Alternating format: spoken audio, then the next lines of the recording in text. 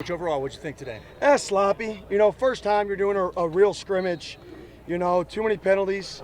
I didn't like our transitions at times on and off the field, but that's why you scrimmage. That's why you practice in these settings with coaches off the field, is to get better. So I think our guys had solid energy, right? But I thought there's a lot that we can grow from, and it's a really good learning experience for our guys of, man, that's what a game looks like. No coach on the field, no help, right? Harder to hear, right? And with just all those environments are really good for our guys to get and our staff to get being new. How's Drew? Drew, he's okay.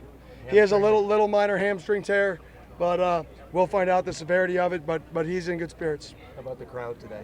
Awesome. I mean, the fan support, unbelievable. I mean, our players are over there and they're like, hey, we should do the fight song for the fans. And they all learned it. That none of them knew it. We had like 5 players do the fight song. And for them to be like, hey, let's go do the fight song for the fans, like, that's what college sports is about. It's about the kid. It's about the player. And for our kids and our players to feel that connected with a fan base, right, just shows you the power that our fan base has. What our players read, what you say is important.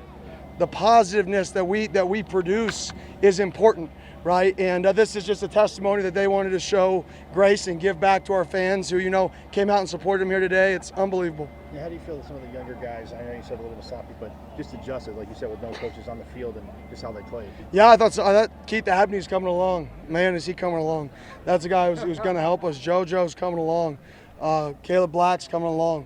So, I mean, as you could tell, we only did 1-2 series with the ones, and then we wanted to get a lot of work with guys who haven't been in this environment, because the ones most of those guys have played in these environments before. They've gone on in the field, they've gone off, they've been on in these games settings. So our first scrimmage, real live one, we wanted to really put the 2s, the 3s, and the young bucks to a test, right, and see which guys rose to the occasion and which guys kind of panicked. Can you sum this up, this trip to Tomazola, for us? Unbelievable.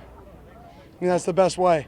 I mean, our guys, like yesterday, we finished dodgeball, we go eat, and I just see a wave of people walking that way, and they're walking to go jump in the river where Pat Tillman used to jump. Now, we're not supposed to jump like they used to jump, but, we have 50-something guys, 10 staff over there in the middle of the day just swimming in the river. It's not a team event, it's just what they wanted to do.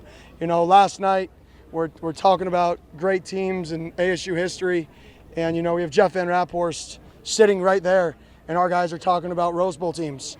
So having that community and having these guys come together, I think they were shocked by how much joy they had out here. And that's what, it may not work this year, may not work next year, but in year 3 and year 4, this is what builds culture. What's your favorite thing about this experience and your least favorite thing? Favorite thing, just the guys, being around the guys all the time. Seeing the guys, if we're hiking a mountain and they've never hiked a mountain before, and seeing them look out into the green hills, right, and being like, man, I'm from South Dallas, I've never seen this, or I'm from LA, and then seeing guys jump in a creek and it's freezing cold and they pop up out of the water and their eyes are just like, woo, and it's just, worst thing, obviously the beds aren't very good, right? The facility definitely needs some upkeep. I hope, maybe we can get some people behind that, some people who are passionate about this place like I am, and maybe improve some of the facilities so we could come up here longer. I'd love to come up here longer if the facilities were just in a little better shape, but all in all, no complaints. Unbelievable experience for our guys, unbelievable experience for our staff.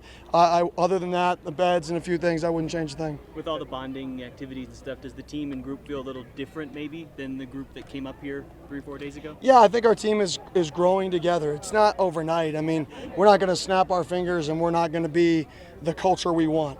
This is going to take time. It's going to take years. It's going to take years and years of work to build it. I mean, I think if you just talk national champions alone, I think the last new coach to take over a program, win a national champion, the soonest he did it in the last 20 years was 7 years, right? Kirby Smart at Georgia. Culture takes time. Building something right takes time. If you're not going to take shortcuts, it's going to take time, right? And we need everybody behind us, and this support that we have today, can we continue that support through the good and the bad? And I think we will, because I think we got a lot of passionate fans who care about this place and see that we're trying to bring back the traditions of old that people love to see.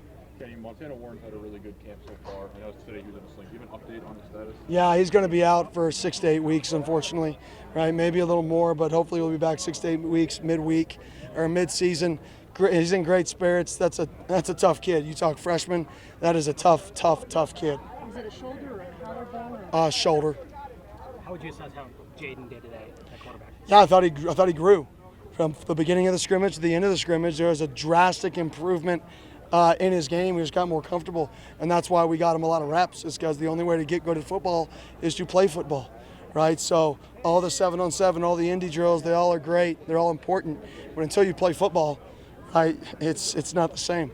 How does Drew getting dinged up maybe change the calculus in terms of the quarterback battle? Or does it change anything? Hard to tell until we get a real synopsis of his situation. Everybody good? Thank you, Coach. Thank you. Appreciate it. Appreciate it.